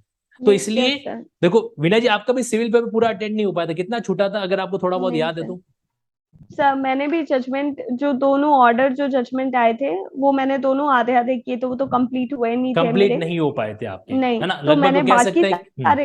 हम्म। यस सर, मैंने थोड़ा स्ट्रेटेजी बना के पेपर किया था, तो मैंने बाकी क्वेश्चन अच्छे से जो मुझे आते थे उनको मैंने बहुत अच्छे से अटेम्प्ट किया था, क्योंकि मुझे पता था कि पूरा पेपर अटेम्प्ट करना पॉसिबल हो नहीं पाता है, और कुछ ना कुछ तो छोड़ना ही पड़ेगा, लिमिट करना पड़ेगा, अपने आंसर को छोटा करना पड़ेगा। तो जो एसेंशियल वीना जी, चीजें थी वीना वही जी मैंने आपने इंक्लूड अभी एक की। वर्ड यूज किया कि मैंने पहले से स्ट्रेटजी बना रखा था, या उस समय यस आपने सर। स्ट्रेटजी बनाया यस सर। ना? तो नहीं सर, तीन मैंने घंटे हाँ पहले बताएं। ही बना रखा था सर। मैंने सोच रखा था, क्योंकि मैंने पहले पेपर दे रखा है, मुझे एक्सपीरियंस है इस बात का कि वहां पे क्या सिचुएशन होती है, उस चीज को मैं फेस कर चुकी थी, पहले भी मेरा इंटरव्यू वीना जी, कॉल हुआ हमें था। बहुत खुशी होगी अगर उस सिचुएशन को थोड़ा आप हमारे सारे कैंडिडेट्स को भी फील करवा पाए। क्या ऐसी सिचुएशन होती है मेंस के एग्जाम में जो आपको एक्सपीरियंस रहा और उसके अकॉर्डिंग आपने अपने चौथे अटेम्प्ट में स्ट्रेटजी बनाई? अगर आप थोड़ा सा रिकॉल कर पाए उसको प्लीज। सर वैसे मेरे पेपर 18 में भी बहुत अच्छा हुआ था, तब भी मुझे इंटरव्यू कॉल हुआ था। तो मुझे पता था कि जो भी बड़े क्वेश्चंस हैं और जो आपको परफेक्ट आंसर आते हैं, जो स्टार्टिंग का जो 1 आवर होता है उसमें आपको वही क्वेश्चन अटेम्प्ट करने हैं जो आपको अच्छे से आते हैं, क्योंकि अगर आपने कहीं भी 1 मिनट भी वेस्ट किया है तो फिर आगे जाके आपको उससे बहुत नुकसान हो सकता है। तो इसलिए मैंने जो क्वेश्चन आपको बहुत अच्छे से आते हैं उसे 1 आवर में पूरी तरीके से कंप्लीट कर लिया। फिर मैंने सोचा कि जो मुझे लगता है कि मेरे अकॉर्डिंग अप्रोप्रिएट आंसर मुझे थोड़ा बहुत पता है और मैं इनको अच्छे से कर सकती हूँ, उनको मैंने अटेम्प्ट किया, और लास्ट में 1 आवर में मैंने दोनों जजमेंट और ऑर्डर रखे, क्योंकि मुझे पता था कि हाँ ये मुझे आते हैं और मैं कर भी सकती हूँ, लेकिन मुझे पता है कि टाइम की कमी होगी और मैं इनको पूरी तरीके से पूरा नहीं लिख पाऊंगी, कहीं ना कहीं मुझे किसी चीज को थोड़ा शॉर्ट करना ही पड़ेगा। तो मैंने ऑर्डर को पूरा शॉर्ट करने की कोशिश की, लेकिन लास्ट में थोड़ा सा वो रह ही गया, और क्योंकि मुझे पता था कि जजमेंट को भी मुझे थोड़ा सा पूरी तरीके से प्रॉपर तरीके से उसको फ्रेम करना है, तो स्टार्टिंग का पूरा पोर्शन मैंने अच्छे से किया, और लास्ट में भी जो सेक्शंस वगैरह जो लिखने थे वो लिखा मैंने, लेकिन फिर भी वो थोड़ा छूट गया। तो ऐसा होता है, मुझे पता था कि जो चीज मैं अच्छे से कर सकती हूँ उसको मैंने बहुत अच्छे से अटेम्प्ट किया। मैं यहाँ पर वीना जी की स्ट्रेटजी को 3 डॉट में कन्वर्ट करता हूँ। एक होता है ग्रीन डॉट, एक होता है ऑरेंज, और एक होता है रेड डॉट। ग्रीन का मतलब वो सवाल जो आपको एकदम अच्छे से आते हैं, एब्सोल्युटली आते हैं, आप एकदम कॉन्फिडेंट उनके लिए, तो उनको पहले करना चाहिए। मुझे बताना अगर मैं कहीं पे गलत बता रहा हूं तो मीना जी मुझे करेक्ट करना है ना। तो Yes, इन्होंने sir. क्या किया, पहले ग्रीन डॉट को टारगेट किया। जो सवाल इन्होंने पहले पेपर पढ़ा होगा, ऑब्वियस सी बात है, आपने शुरुआत में फटाफट फटाफट एक बार पेपर को देख लिया, है ना। Yes, sir. पेपर को पढ़ने के लिए टाइम मिलता है आप लोगों को शुरुआत में, पेपर से भी पहले? सर पेपर से पहले कोई टाइम नहीं मिलता है, जैसे ही आपने ध्यान से पेपर सुन लेना, ओपन किया। कोई टाइम नहीं मिलता है यस आपको। सर। पेपर लिखने का, पढ़ने का वही टाइम है, 3 घंटे। ओके, यस तो सर। आपने फिर भी मैं शुरुआत में 5 मिनट निकाले। यस सर, मैंने 5 मिनट में देखा, पहले बड़े क्वेश्चन 4-5 जो भी थे उनको मैंने ऑब्जर्व कर लिया। हम्म मुझे लगा कि 3 क्वेश्चन तो मुझे बहुत अच्छे से आ रहे हैं, तो मैं पहले इनको अटेम्प्ट कर लेती हूँ, फिर आगे देखेंगे। जब मैंने जो बड़े क्वेश्चन थे 6 मार्क्स के, 5 मार्क्स के जो क्वेश्चन थे उनको पहले अटेम्प्ट कर लिया। उसके बाद मैंने देखा कि ठीक है, छोटे क्वेश्चंस में भी मुझे जो आ रहे थे, मिड में भी जो बिल्कुल, क्वेश्चंस मतलब थे। ग्रीन हाँ। डॉट वाले सवालों को हाँ, आप जो है फटाफट अटेंड किया। अच्छा, यहाँ मैंने पे दो उनको बातें ढूंढ जानना के। चाहता हूँ आपसे। एक तो ये कि आपको शुरुआत में अलग से कुछ किसी को समय नहीं दिया जाता है, आपको तीन नहीं घंटे सर। वही यूटिलाइज करना है। तो आपने 5 मिनट यस जो है सर। शुरुआत में पेपर पढ़ने में दिए, ताकि आप सिलेक्शन कर यस सर। सकें कि ग्रीन कौन यस सा है, सर। ऑरेंज कौन सा, रेड कौन सा। ऑरेंज का मतलब यस है सर। कि थोड़ा सा एवरेज आता है, और रेड यस का सर। मतलब है कि भैया ये हमारे आउट ऑफ सिलेबस है, फिर भी मैं ट्राई करूंगी इसको बाद में, है ना। Yes sir. यस तो सर। आपने 5 मिनट पेपर को ये सेलेक्ट करने दिया कि कौन सा सवाल मेरे को करना चाहिए। अच्छा, दूसरी चीज यस मीना सर। जी, आपने अपने पेपर के अंदर सीक्वेंस फॉलो नहीं की। पहले question number 1, question number 2, question number नहीं 3, सर। Question number 4। इससे कोई नहीं फर्क आपका, सर। आपने 2 बार मेन दे चुके हो, 2 या 3 बार, इससे नहीं कोई सर। फर्क नहीं पड़ता। नहीं सर, कोई फर्क नहीं पड़ता। और क्वेश्चन वैसे आपको 5 मिनट स्टार्टिंग में हमेशा पेपर को देने ही चाहिए, क्योंकि अगर आपने क्वेश्चन को अच्छे से ऑब्जर्व नहीं किया है तो फिर आप उस चीज को। तो ये नोट कर लो आप सभी लोग, जितने भी कैंडिडेट भी लाइव देख रहे हैं ना, आप नोट कर लो, पहले 5 मिनट आपको पेपर को ऑब्जर्व करने के लिए देने चाहिए, ताकि आप सेलेक्ट कर सको क्या लिखना है, क्या लिखना है। हमें लगता है कि वो और 5 मिनट हमारा वेस्ट चला जाएगा, बट ऐसा है नहीं। नहीं मीना सर, जी। वो क्वेश्चन की डिमांड जो होती है, अगर आपने उसको फुलफिल नहीं किया है, क्वेश्चन आपको आता है, सिर्फ उसकी फ्रेमिंग थोड़ी सी अलग होती है, तो आपको पहचानना होता है कि वो उस क्वेश्चन की नीड क्या है। आपने अकॉर्डिंग टू क्वेश्चन उसका आंसर दिया है तो आपको अच्छे मार्क्स मिलेंगे। और अगर आपने क्वेश्चन सिर्फ ऊपर से सुपरफिशियली पढ़ा है, आपने पूरा पढ़ा नहीं, उसने पूछा कुछ और चीज है और आपने लिख कुछ और दिया है, तो तो वहां पे गड़बड़ हो आपके जाता है। मार्क्स अपने आप चलिए, कम हो अब जाते हैं। दूसरे दूसरे पॉइंट पे आता हूं मैं यहाँ पर। अगर आप अपनी आंसर सीट के अंदर इस तरीके से अटेंड कर रहे हो कि आपको पहले चौथा फोर्थ क्वेश्चन आ रहा है, आपने पहले फोर्थ कर लिया, फर्स्ट सेकंड थर्ड नहीं किए, उसके बाद आपको 6 आ रहा है, 7 आ रहा है, 8 आ रहा है, या फिर 14 आ रहा है, इस बात से यस कोई सर। फर्क नहीं पड़ेगा। ये गलतफहमी दिमाग से निकाल दो कि अगर आपने यस पहले सर। फोर्थ अटेंड कर लिया, फर्स्ट सेकंड थर्ड नहीं किया, तो एग्जामिनर को गुस्सा आ जाएगा, वो नाराज हो जाएगा, वो आपके नंबर काट देगा, आपकी कॉपी चेक नहीं करेगा। ऐसा मत सोचना, ऐसा नहीं यस सर, सोचना है। ऐसा कुछ क्योंकि नहीं है आपके सर। सामने, आप देखो, कहते हैं ना कि प्रत्यक्ष को प्रमाण की जरूरत नहीं होती, आपके सामने डायरेक्ट प्रमाण है। वीना जी ने यही किया था, इन्होंने किसी तरीके से कोई अलग अलग, ऐसा नहीं कि 1 2 3 4 5 6, नहीं, ये कोई माधुरी दीक्षित का गाना नहीं कि 1 2 3 4 5 6 7 8 ना। इन्होंने अपने तरीके से जो चीज आती है, ग्रीन डॉट को पहले अटेंड किया, तो ये बहुत अच्छे हैं, यहाँ पे जाने लायक। वीना जी, सर। मेरा एक और सवाल आपसे, कि जब आप सेलेक्ट जी। कर रहे थे सवालों को, तो आपने पेपर पर ही कुछ लिखना स्टार्ट किया? क्योंकि पेपर पर जनरली लिखना तो अलाउ नहीं होता, तो आपने कॉपी के पीछे वाला रफ पेज इस्तेमाल किया या पेपर पर ही लिखा? सर वैसे क्वेश्चन पढ़ के आपको क्वेश्चन के नीचे ही आंसर लिखना होता है, तो जो आपको आ रहा है आप डायरेक्टली लिख सकते हैं, लेकिन आपको लगता है कि कुछ पॉइंटर है या फिर आपको कुछ इसमें मॉडिफिकेशन करना है, तो आप लास्ट पेज यूज कर सकते हैं, जो लास्ट पे रफ यूज कर पेज है। सकते हैं। यस वैसे सर। आरजेएस और एग्जाम मैंने। के अंदर मैं आप सभी को बताना चाहूंगा कि इनकी क्वेश्चन कम आंसर सीट हुआ करती है, मतलब यस क्वेश्चन सर। के नीचे बराबर स्पेस दिया जाता है लाइनिंग का, कि इतने लाइनिंग में आंसर आंसर इनको लिखना होता है, तो वो yes sir. Automatically answer C जो वैसे आपके इसी अरेंज मैनर में आती है। ठीक यस सर। है। ओके, चलो वीना जी आगे बढ़ते हैं। अच्छा वीना जी, ये तो मेंस का मामला रहा, आपने इस तरीके से उसको मैनेज किया, और आपकी एक्सपीरियंस के बारे में आपको बताया कि पहले आप ऑलरेडी दे चुके थे, तो इसका ध्यान यस था कि सर। यहाँ पे गड़बड़ी हो जाती है, पेपर छूट जाता है, तो घबराना नहीं है, वगैरह वगैरह। मुझे यस सर। ऐसे राइटिंग को लेकर आपकी प्रिपरेशन का तरीका क्या रहा था, जो सर कि लॉ ऐसे के स्टूडेंट के राइटिंग लिए सबसे बड़ा बवंडर है। सर ऐसे राइटिंग के लिए प्रिपरेशन मैंने, वैसे जो भी एसेस मैंने चूज किए थे, आपको अप्रोक्स 30 to 40 एसेस के जो टॉपिक होते हैं सबको पता होते हैं, जो स्टूडेंट तैयारी करते हैं सबको पता होते हैं। कुछ लीगल ऐसे होते हैं, कुछ वुमेन पे होते हैं, कुछ क्राइम्स पे होते हैं, कुछ ऑफेंसेस पे होते हैं, कुछ करंट इश्यूज पे होते हैं, कुछ जो राजस्थान पे होते हैं। कैंडिडेट्स पहली बार एग्जाम दे रहा है और उसको ऐसे के टॉपिक के बारे में पता करना है, तो कैसे करेगा वो? सर प्रीवियस क्वेश्चन, आपको हर एग्जाम की डिमांड सबसे पहले यही होती है कि आपको ऑब्जर्व करना होता है कि आप पिछले 5-10 साल जितने भी आपके पास अवेलेबल हो उन पेपर्स को ऑब्जर्व करें। आपको पता चल जाता है कि एग्जाम की नेचर क्या है, एग्जाम की सारे नेचर लॉ लिंकर समझ सुन के। लो, मेरी बात तो तुम मानते नहीं हो, बड़े बदमाश हो।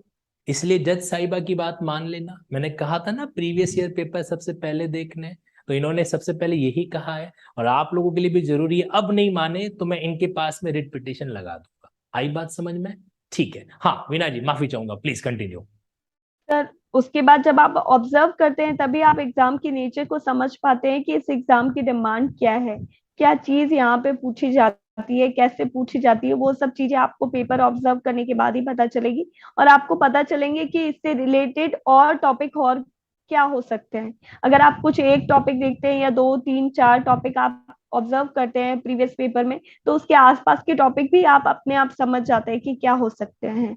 कुल मिला के तो टॉपिक का सिलेक्शन करना है तो प्रीवियस पेपर को ऑब्जर्वेशन करना है, सीधी सी बात है ना। एक लाइन में अगर यस कहा सर, जाए तो ये जरूरी है जो होता है। यस। ठीक है, आपने फिर कोई स्पेशल बुक रेफर की थी ऐसे वगैरह के लिए? सर बुक तो मैंने कोई अलग से ज्यादा रेफर नहीं की, क्योंकि मैंने पहले कुछ जो भी नोट्स अपने थोड़े बहुत बना रखे थे हर बार। क्योंकि आप जैसे अटेम्प्ट देते हैं आपके पास कुछ नए टॉपिक जुड़ते जाते हैं, या पुराने टॉपिक्स पे आप गूगल से ले सकते हैं, या ऐसे की बुक वगैरह मार्केट में अवेलेबल होती है। आरएस वगैरह की मैं बुक भी थोड़ा सा काफी इस अच्छी सवाल को होती है। और स्पेसिफिक करना चाहता हूँ ऑडियंस के पॉइंट ऑफ व्यू से। क्या यस आपने सर, खुद अपने हाथ से ऐसे एग्जाम से पहले लिखे हुए थे यस सर अपनी मैंने हैंडराइटिंग लिखे। में? यस सर मैंने पिछली बार तो अप्रोक्स 50 ऐसे मैंने खुद लिखे थे। हम्म। और कुछ पॉइंट, कुछ ऐसे में मैंने सिर्फ पॉइंट प्रिपेयर कर रखे थे कि जैसे ये है तो ये पॉइंट इंक्लूड करके आपको ऐसे का एक फॉर्मेट समझना होता है। उसके बाद जो पॉइंट्स हैं उसको याद करके मैंने सिर्फ वो पॉइंट पॉइंट कुछ याद कर रखे थे, बाकी ऐसे खुद बना के मैं लिखती थी जब भी मुझे फ्री टाइम मिलता था।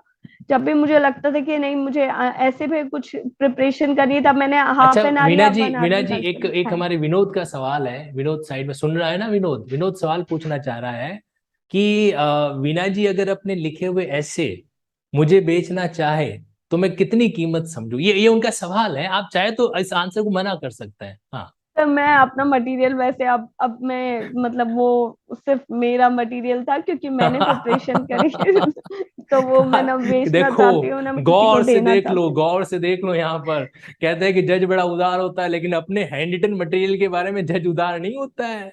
वो बड़ा एकदम इस मामले में नहीं मेरा है। मतलब एक बार तो अगर आप इनसे पूछोगे ना कि शादी के अंदर जो वॉशिंग मशीन थी वो तो फिर भी दे देंगे। वो तो फिर बोलेंगे चलो ले जा, कोई बात नहीं, तेरे पास कपड़े धोने के लिए चाहिए, मेरे वाली वॉशिंग मशीन ले जा। लेकिन इनके बने हुए नोट्स आप नहीं मिल सकते, सॉरी विनोद, है ना? कोई बात नहीं। हाँ वीना जी आगे बढ़ते हैं यहाँ पर। तो कुल मिला के ऐसे के लिए खुद से हाथ से ऐसे लिखना जरूरी है। ऐसे के टॉपिक को सेलेक्ट करने के लिए पुराने पेपर्स को ऑब्जर्व करना जरूरी होता है। ऐसे का एक फॉर्मेट हमको अपने आप में डिजाइन करना चाहिए। इस फॉर्मेट के अंदर ऐसे लिखना है ताकि हमारा समय जो है बच सके। ओके वीना जी, एक सवाल ऐसे राइटिंग वाला छोटा सा और। ऐसे के अंदर आपको टॉपिक चूज करने पड़ते हैं एग्जाम के पेपर में। आपके सामने यस 5-6 टॉपिक आते हैं, उनमें से आपको कोई जो एक टॉपिक चूज करने पड़ता है, राइट? तो यस ऐसा कभी आपके पास में, आपने 2-3 बार मेंस लिखा है, ऐसा कभी यस आपके साथ में हुआ कि आपने 3 में से एक टॉपिक चूज कर लिया और दूसरा टॉपिक लिखना स्टार्ट किया और आपको फील हुआ अरे यार मेरे को दूसरा नहीं पहला वाला चूज करना चाहिए था? ऐसा हुआ था 2-3 अटेम्प्ट में कभी भी? नहीं सर, ऐसा तो मेरे साथ नहीं हुआ, लेकिन पिछली बार मेरे साथ एक ब्लंडर मिस्टेक हो गई थी कि कैसे उसी के मिस्टेक हो गई कारण। थी? सर ब्लंडर बहुत ही, अच्छा, मतलब खतरनाक जिसकी टाइप वजह की? से, हाँ सर उसकी वजह से मेरा सिलेक्शन नहीं हुआ। क्योंकि मेरे ऐसे में ही 9 मार्क्स आए थे, तो मैंने क्या किया था, इससे पहले मेरे हमेशा बहुत अच्छे मार्क्स थे ऐसे में।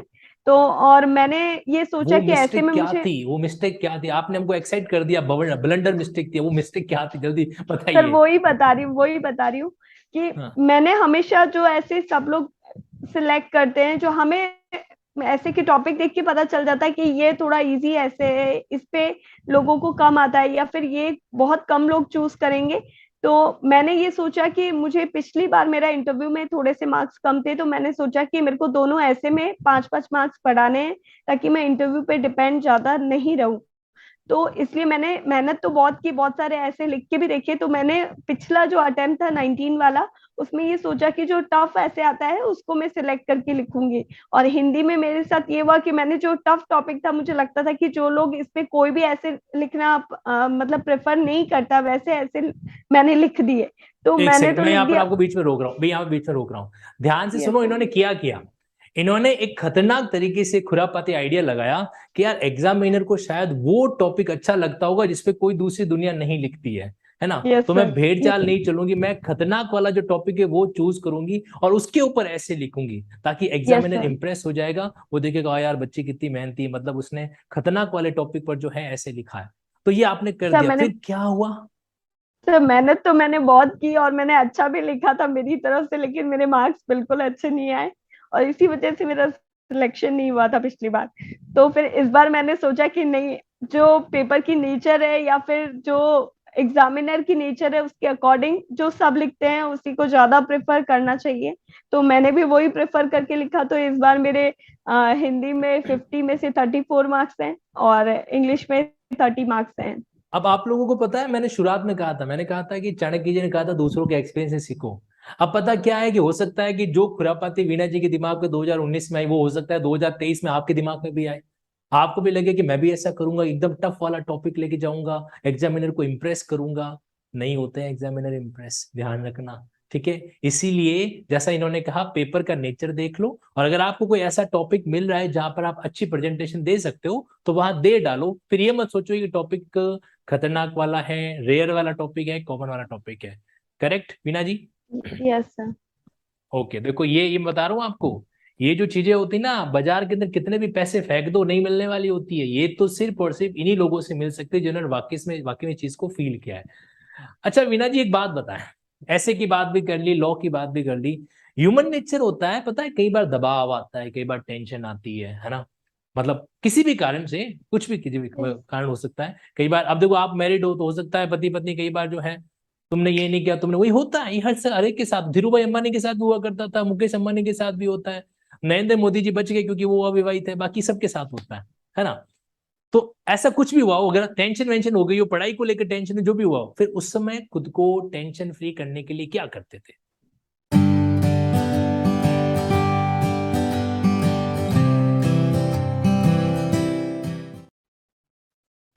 मैं म्यूजिक वगैरह सुनती हूँ, और यही है, लाइट फील करने के लिए, या तो उस जगह या सिचुएशन से हट जाना ही सबसे अच्छी बात होती है। कि अगर आपके हस्बैंड या घर में कोई भी फैमिली डिस्प्यूट हुआ है, या फिर आप किसी भी परेशानी में हैं, या आप प्रेशर में हैं, तो थोड़ी देर, मेरा तो यही मानना है कि उस जगह से कहीं हट और जाओ। चले जाएं, या फिर हाँ, उस सिचुएशन से हटने की कोशिश करें, क्योंकि उस पे आर्ग्यूमेंट करके कुछ होने वाला नहीं है। वापस आपको उन्हीं लोगों को फेस करना है और उन्हीं के साथ रहना है। तो लौट लौट के यही है कि लौट के बुद्धू को आना तो घर पे ही है। इसीलिए भैया, हाँ, तो रहना बस। जीना यहाँ, मरना यहाँ, इसके सिवा जाना कहाँ। तो इस फंडे में वीणा जी पूरा बिलीव करते थे। इनका मानना है कि अगर ऐसा कुछ हो जाए तो जगह से हट जाओ, चुपचाप साइलेंट रह जाओ, कुछ टाइम बाद चीजें अपने आप नॉर्मल हो जाएगी। यस वीणा जी। हाँ, ये सर, बस थोड़ी देर अपने आप को शांत रखें। कोशिश यही करें कि आप बात ही नहीं करें किसी भी टॉपिक पे, शांत रहें, और थोड़ा, तो और अगर मन ये खराब एक हो तो अच्छा म्यूजिक संदेश है। सुने। ये एक अच्छा संदेश है, जितने भी विवाहित अभ्यर्थी हैं, मैरिड कैंडिडेट्स हैं, सुन लो। बहुत जरूरी होता है हर तरह के प्रेशर को हैंडल करना भी। हालांकि मैं बता रहा हूँ आपको, वीणा जी के हस्बैंड से मैं पर्सनली मिला हुआ भी हूँ, ये तो बहुत ही तो शानदार और बहुत ही अच्छे पर्सनैलिटी है। मतलब इतना मोटिवेटिंग पर्सन मैंने नहीं देखा, जिस तरीके से एग्जाम के अंदर वो मोटिवेट कर रहे थे इनको। लिटरली वीणा जी, मैं इसलिए नहीं कह रहा हूँ कि वो आपके हस्बैंड है, मैं इसलिए कह रहा हूँ मुझे वाकई में अच्छे लगे वो, है ना। यस तो सर। हाँ, तो ये तो हो गया डिस्क्लेमर। अब मेन काम की बात सुन लो। तो जितने भी विवाहित अभ्यर्थी हैं, अगर ऐसा लाइफ में कभी कोई थोड़ा कोई ऊपर नीचे कोई होता है, झगड़ते झगड़ते हो, तो कोई बात नहीं, नेचुरल है।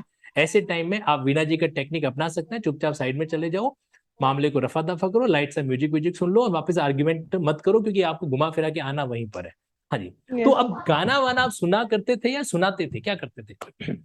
सर, मैं तो अपना ईयरफोन लगाया और खुद सुन लेती थी, क्योंकि किसी खुद को सुन लेते ओपिनियन थे? देना अच्छी बात नहीं है।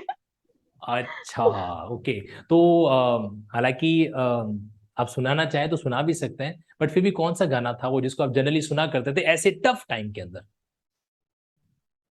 सर, गाने तो बहुत सारे हैं, पर कुछ स्लो म्यूजिक होता है, वही सुनने को आपको अच्छा लगता है जब आप किसी भी टेंशन से गुजर रहे हो। तो जैसे कि कोई गीत है, मैं आपको बता देती हूँ। ओ प्लीज प्लीज बताएं वो तो। पालनहारे निर्गुण और न्यारे, तुमरे बिन हमरा कौन नहीं, हमरी उलझन सुलझाओ भगवन, तुमरे बिन हमरा कौन नहीं। वेरी गुड वेरी, मतलब आपके पास सुर और ताल का भी गजब कॉम्बिनेशन है, मल्टीटास्किंग हो इसका मतलब। देखो इनके गाने के वर्डिंग्स के अंदर भी सब कुछ छुपा हुआ है। जैसे मान लो कि किसी से झगड़ा वगड़ा हो गया, तो वापस आप अपने मन गाना, ओ पालन हारे तुम्हारे सिवा मेरा कोई नहीं है, तुम ही संभालो मुझे, तुम ही मुझे कंट्रोल करो, तुम ही मुझे शांत करो, तुम ही मुझे हिम्मत दो। ये लगान मूवी का गाना है। मैं इसको अक्सर कभी कभार सुनता हूँ। मतलब डिवोशनल गानों के प्रति आपका एक तरीके से रुझान रहता है यहाँ पर। तब हाँ, वो मुझे पसंद है। और मुझे बाकी मैं कमेंट अपने बॉक्स में आप आप को सभी लोग जरूर बताना कि वीना जी का गाना आपको कैसा लगा। अगर अच्छा लगता है तो हम एक काम करते हैं, हमारे पास स्टूडियो स्टूडियो बना हुआ है, वीना जी को एक दिन बुलाते हैं और इस गाने को जब तक जब तक नहीं नहीं जुडिशियल सर, अकेडमी इनको बुला नहीं लेती, तब तक जो है इनसे गाना भी जो है वो गला लेते हैं। ये आइडिया कैसा है मुझे कमेंट बॉक्स में जरूर बताना, ठीक है। हाँ वीना जी कुछ कह रहे थे आप। मैं तो हमेशा यही, और मैंने यही ऑब्जर्व किया है मैरिटल लाइफ और बाकी सब चीजों के एडजस्टमेंट में जो लाइफ चल रही है उसमें, कि बस यही है कि अपने आप को बिजी रखो। इतना फालतू समय मिलना ही नहीं चाहिए कि आप बाकी सब चीजों के बारे में सोचो, अपने एंड गोल पे फोकस रखो। और बाकी सब चीजें अपने आप साथ चलती रहती हैं, उनको आप बदल नहीं सकते, वो सब चलती रहेंगी। और अगर आपने कुछ सोचा है तो आप उसे जरूर पालेंगे। देखो ये अच्छी बात कही इन्होंने, अपने आप को बिजी रखो। सबसे इंपॉर्टेंट स्टूडेंट लाइफ का सबसे बड़ा नियम यही है। अगर आपको बाकी की उलझनों से फ्री होना है ना, तो खुद को व्यस्त रखो, अपने स्टडी रूम में आ जाओ, देख लो जो भी आपके, अगर आपने कोई चार्ट लिंकिंग चार्ट लगा, खड़े हो जाओ वहां पर उसके सामने, या अपनी स्टडी टेबल बैठ के अपनी पढ़ाई वढ़ाई कर लो, कुछ गाने वाने सुन के इंगेज रखो खुद को। ये बहुत जरूरी है। इंगेज मतलब इंगेजमेंट करने की बात नहीं कर रहा हूं मैं, इंगेज मतलब इंगेज रहना है, हमें व्यस्त रहना है, ठीक है। नहीं वीना जी एक वो भी तरीका है आजकल युवा अवस्था के बीच में कि इंगेजमेंट कर लो तो भी इंगेज हो जाओगे, है ना। मैं यस दिन के, सर। अच्छा आप ये सवाल तो पूछना भूल गया मैं। सही मौके पे सही दस्तूर आया, आपका एंगेजमेंट कब हुआ था। तो मेरा तो शादी से पहले ही हुआ था, एक दिन पहले ही तो सबका एंगेजमेंट हुआ शादी था। से पहले ही होता है, बाद में तो किसका किसका होता है। मतलब कि शादी से जस्ट पहले ही हुआ था, अच्छा ज्यादा जट मंगनी टाइम पटिया नहीं वाला किया। सिस्टम था आपका। Yes sir. तो ज्यादा टाइम उस, नहीं मिला। नहीं ज्यादा टाइम तो एंगेजमेंट को नहीं मिला, ऐसा थोड़ा ना था कि आपने उनको देखा नहीं उन्होंने आपको देखा नहीं नहीं, ऐसा तो हुआ नहीं। नहीं सर, ऐसा तो नहीं हुआ। पर हाँ, एंगेजमेंट उसी समय करी थी जब शादी थी तभी। तो उसमें आपने अपनी कंडीशन बता दी कि देखो श्रीमान जी, मैं पढ़ाई करूंगी, मेरे को जज बनना है, ऐसा वैसा कंडीशन आपने पहले से रखा था। सेक्शन नहीं सर, 26 कोई नहीं है अपना ट्रांसफर प्रॉपर्टी एक्ट का, उसको मैं यहाँ पे लिंक कर रहा हूँ। कंडीशन प्रेसिडेंट, तो आपने कुछ ऐसा रखा कंडीशन प्रेसिडेंट।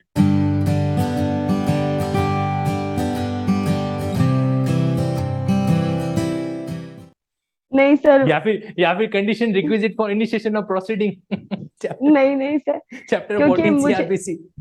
हाँ। मेरे नेचर को वो पहले से ही जानते थे, और मैं पढ़ती हूँ इस बारे में तो वो पहले से ही जानते थे, तो मुझे ये सब बातें बतानी नहीं पड़ी कि मुझे आगे पढ़ना है या मुझे कुछ करना है। उनको पता था कि हम्म। मैं ऑलरेडी कोई चीज कर रही हूँ, तो मुझे कभी मना नहीं किया गया। यही सपोर्ट होता है दोनों फैमिली की तरफ से कि आप जो चीज परस्यू कर रहे हैं उसे आप कर पाए। उसके लिए कोई रेस्ट्रिक्शन या हर्डल मेरी दोनों फैमिली ने कभी ये रखा बहुत नहीं। अच्छी बात है, मतलब ऐसे टाइम के अंदर भी जो है आपने उस समय को अपनी पढ़ाई के प्रति बड़ा डेडिकेटेड रखा और स्टडी को कंटिन्यू रखा, क्योंकि ऐसे टाइम में जनरली यस क्या होता सर। है कि हम उसको पोस्टपोन करते हैं, वो नहीं करना चाहिए। Okay, yes sir. चलो लास्ट स्टेज पर आते हैं। वीना जी यहाँ पर इंटरव्यू का टाइम।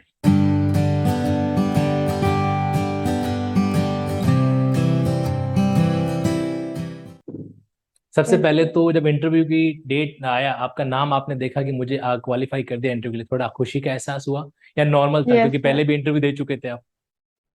सर खुशी तो हुई थी, क्योंकि इस बार इतनी रास्ट्रिक सिचुएशंस में मैंने मेंस भी दिया था, प्री भी एग्जैक्टली दिया था। exactly. तो खुशी तो बनती थी कि हाँ ठीक है, मेरा इंटरव्यू कॉल हुआ है। एक मोटिवेशन तो होता है खुद को कि हाँ ठीक है, मैं यहाँ तक तो पहुंच ही गई हूँ, तो आगे भी मैं कर लूंगी। सबसे अच्छी बात पता है क्या है कि इन्होंने पहले भी एग्जाम दिया था, पहले भी इंटरव्यू तक पहुंचे थे, बट उस समय क्या थे, उसमें सिंगल पर्सन थे। इस बार 3 लोगों की जिंदगी डायरेक्टली जो है कनेक्टेड थी। एक तो इनकी खुद की, एक छोटी सी बच्ची गुड़िया की, और एक इनके लाइफ पार्टनर की, क्योंकि इस बार एग्जाम उन्होंने भी साथ साथ में दिया है। तो इस बार का इंटरव्यू के अंदर पहुंचना आपके लिए बहुत स्पेशल था, क्योंकि आपने 9 मंथ की प्रेगनेंसी में प्री निकाला, 1 महीने की यस जब आपकी सर। गुड़िया डॉटर थी, जब वो फीडिंग स्टेज में, जब आपने मेंस निकाला, एंड देन फाइनली आप फिर जाने इंटरव्यू तक पहुंच के। जब इंटरव्यू पर पहुंचे आपने देखा बहुत सारे कैंडिडेट्स हैं वहां पर, उस समय का यस सर। फीलिंग कैसा रहता है? थोड़ा सा उसमें डर लगता है? ये एक रियल टाइम एक्सपीरियंस मैं आपसे जानना चाहता हूँ, प्लीज। सर डर तो मतलब सब लोगों को देख के मन में थोड़ा सा फीलिंग्स तो सबके आता है, ऐसा कोई नहीं होता है, क्योंकि ये नेचुरल ह्यूमन टेंडेंसी है कि हम्म। आपको लगता है कि इतने सारे लोग हैं, सब अच्छा करेंगे, मैं भी अच्छा करूंगी अपनी तरफ से। अब सिलेक्शन किसका होगा ये डेस्टिनी डिसाइड करती है। बाकी वहां तक पहुंचने वाला हर कैंडिडेट पूरी तरीके से बोलूं तो एलिजिबल कैंडिडेट होता है, वो सब मेहनत करके आते हैं जो वहां वीना तक जी, मैंने पहुंचते हैं। वो सारी बातें हमने खूब सुनी। हम तो वो जानना चाहते हैं कि वीना जी ने जब वहां पहुंचे तो क्या फीलिंग था उनका वहां पर जाती पे? तो अच्छा, आपने अपने डॉक्यूमेंट सारे चेक वेक किए होंगे, एक बार किए, 2 बार किए, 3 बार किए, ये बताओ। वो मैं घर से पूरा चेक करके ले गई थी सारा डॉक्यूमेंटेशन। उसके बाद हम्म। जब हम एक दिन पहले पहुंचे तो वहां पे भी मैंने पूरा चेक कर लिया था कि कोई चीज कमी तो नहीं है, क्योंकि पिछली बार जब मैं इंटरव्यू देने गई थी तो मैं अपना जो आइडेंटिटी प्रूफ था वो भूल गई थी रखना, बाकी सब चीज तो मेरे पास थी। तो वो मेरा गाड़ी में रह गया था। एक्चुअली मेरे ब्रदर मुझे ड्रॉप करने आए थे तो वो पर्स मेरा वहीं रह गया था और उसमें रह गया था। तो मुझे वापस घर पे कॉल करना पड़ा था, मतलब अपने ब्रदर को कॉल और करना वो पड़ा कॉल और करने उनको देते फिर। हैं आप लोगों को? क्योंकि उनके मोबाइल तो आप लोगों को अलाउ है नहीं। नहीं तो सर अंदर ही नहीं जाने देते आइडेंटिटी प्रूफ के बिना, तो मैं बाहर ही ओके, खड़ी थी तब तक। तो फिर तो मैं आपने किसी बाहर। और से मोबाइल मांगा? यस सर, मैंने मांग के फिर उनको कॉल किया, उनको बुलाया वापस, फिर उन्होंने मुझे अपना आइडेंटिटी प्रूफ दिया। तो इस बार मैंने दो दो आइडेंटिटी प्रूफ अपने साथ पहले ही उसमें रख लिए थे कि तो कोई ध्यान से चीज की सुन लो। कमी नहीं रहनी देखो, चाहिए। उस समय ये तो चलो ठीक हो, ये बाहर ही थे इसलिए क्या कॉलिंग हो जाए, अंदर जाते तो हो सकता है मामला और डिफिकल्ट होता। फिर वापस यस इनको सर। बाहर नहीं भेजते, अब वो कॉल करना वरना, क्योंकि कैंडिडेट्स को फोन वोन अलाउ नहीं होते वहां पर। नहीं तो ध्यान सर। रखना, 2 बार 3 बार अच्छे से चेकलिस्ट बना लो, चेक करके जाना कि ये मुझे डॉक्यूमेंट मैंने लिए या नहीं लिए। चलिए, यस सर। तो मीना जी अंदर पहुंचे आप, और अब आधे घंटे बाद आपका इंटरव्यू कंफर्म है, आप अंदर जाने वाले हो, ये आपको पता चल गया। ठीक है। हाँ उस समय समय हार्ट साढ़े। बीट का उस समय हार्ट बीट का क्या पोजीशन? अच्छा, सुबह कितने बजे पहुंचे आप वहां पे? 10:30? नहीं, हाँ 10:30 बजे 11 बजे पहुंच गए थे हम, और और 12 o'clock पे हमें अंदर लेना था। मतलब हमारा 12 o'clock हमारा टाइम था, तो हमें 11:30 पे हम लोगों का पूरा वो जो इन्वेस्टिगेशन जो चेकिंग वगैरह होती है वो हुई। चेकिंग होके हम लोग प्रोसीड कर गए थे अंदर की तरफ, जो जुडिशियल चेकिंग एकेडमी है। मतलब आप डॉक्यूमेंट वेरिफिकेशन की बात कर रहे हो, शुरुआत नहीं की नहीं इंटरव्यू सर, से पहले? उससे पहले मतलब आपके पास जो आपका इंटरव्यू कॉल लेटर आता है वो, और आइडेंटिटी प्रूफ पहले ही चेक हो जाता है। वो पहले लिस्ट में देख लेती कि वो कैंडिडेट है या नहीं है, तो उसकी चेकिंग हम्म। होती है अंदर जाने से पहले। तो वो चेक हो जाता है, 2 जगह चेक होता है, उसके बाद आप अंदर जा सकते हैं। तो वो दोनों डबल जगह चेक। Stage, yes. हाँ, ये चेक हो गया। उसके बाद हमें अप्रोक्स 11:30 पे हम लोग अंदर प्रोसीड कर गए थे। उसके बाद सोचा था कि जल्दी आ जाएगा नंबर। पिछली बार मैं 8 o'clock पे गई थी और शाम को 5 बजे नंबर आया था मेरा, और साढ़े अच्छा। पांच बजे मैं बाहर आ हम्म। पाई थी। तो इस बार भी मैं ऐसे तो प्रिपेयर थी कि 4-5 घंटे तो लगेंगे ही, ये तो नॉर्मल प्रोसीजर है, क्योंकि डॉक्यूमेंटेशन चेक होगा पूरा। उसके बाद आपको इंटरव्यू के लिए बुलाएंगे, हर कैंडिडेट का अप्रोक्स 20 मिनट, 15 मिनट, 25 मिनट, इतना तो इंटरव्यू और चलता ही आपका है। नंबर तो कब आया? जब आप 11:30 बजे अंदर एंटर हो गए, 12 बजे एंटर हो गए, आपका नंबर कब आया सर इंटरव्यू का? सर मैं सेकंड लास्ट कैंडिडेट थी, मेरा 8 बजे नंबर आया रात को। हो। तो आठ आठ घंटे से भी घंटे ज्यादा। बाद में आपका नंबर आया? यस और सर। ये 8 घंटे जो होते हैं उसमें आप सो पाए थे, झपकी भी ले पाए थे? तो सोना तो वहां अलाउ नहीं होता है, आपको बैठना ही होता है, सिर्फ वॉशरूम वगैरह के लिए आप बाहर जा सकते हैं, बाकी आप बातें हम्म। करें या और बैठे। और नाश्ता वगैरह वहां पे होता है थोड़ा सा, हम्म। तो आप वो ले सकते हैं, चाय कॉफी ले सकते हैं, मैगजीन वगैरह होती है वो पढ़ सकते हैं, अपने आप को चिल रखें। बस यही है, आसपास वालों से बातें करें और ऐसे ही टाइम निकालना होता है, क्योंकि मोबाइल भी अलाउ नहीं होता है, ना ही बुक्स वगैरह कुछ अलाउ होती है। बस आपको आपके डॉक्यूमेंट लेके जाना अच्छा, है। बुक्स अलाउ नहीं और होती है अंदर? अंदर बुक्स नहीं ले जाने देते? बुक्स शायद आप उसमें कोई एक आध बुक्स आप रख के ले जा सकते हैं, बाकी एज सच अलाउ नहीं होती। वैसे मैं तो कभी लेके नहीं गई बुक्स तो वगैरह, फिर सिर्फ डॉक्यूमेंट। आपका क्या सजेशन, लेके जाना चाहिए कि नहीं लेके जाना चाहिए अंदर, ताकि नहीं टाइम पास लेके होता रहे? जाना चाहिए, नहीं नहीं लेके लेके जाना जाना चाहिए। चाहिए। वहां पे मैगजीन वगैरह रखते हैं, बुक्स तो आपको जो पढ़नी थी आप पढ़ चुके हैं इतने टाइम तक प्रिपरेशन करने के बाद, क्योंकि नहीं, फिर वो आप। मैगजीन जो है, वो मैगजीन जो है वो कैसी, कौन सी मैगजीन होती है? लीगल मैगजीन होती है आपके? नहीं LRJ नहीं नहीं लीगल नहीं लॉ? नहीं नहीं लीगल, मतलब नॉर्मल जीके की, जैसे इंडिया टुडे वगैरह, ये सब हम्म। मैगजीन्स वगैरह होती है वहां पे, अच्छा, एक इंग्लिश में सवाल हिंदी आपसे में। मैं पूछना भूल गया। मेंस के एग्जाम के टाइम में आप यस जो है सर। एग्जाम सेंटर कोई बुक्स कैरी करते थे? यस सर, उस समय तो ब्रेक होता था, तो मतलब नहीं लास्ट नहीं, टाइम पे एग्जाम से आपको जो। पहले सुबह वाला एग्जाम 9 बजे है, आप 8 बजे होटल से रवाना हो गए, 7:30 होटल से रवाना हो गए, तो क्या बुक्स साथ में लेके जाते थे? सर सारी बुक्स तो नहीं, सिर्फ एक आध जो नोट्स जो आपको थोड़ा सा रिवीजन करना हो, बुक्स तो ले जाना। अब उस समय इतना टाइम ही नहीं होता है, आपको अच्छा, अंदर जाना होता है तो। अब एक आंसर ईमानदारी से दीजिएगा कि वो जो यस बुक्स ले जाते थे आप उसमें जो पढ़ते थे, क्या वो एग्जाम के अंदर काम आता था? सर, वो कि या फिर पूरी कंसाइज। दुनिया पढ़ रही है इसलिए थोड़ा हमको भी पढ़ना ही पड़ेगा?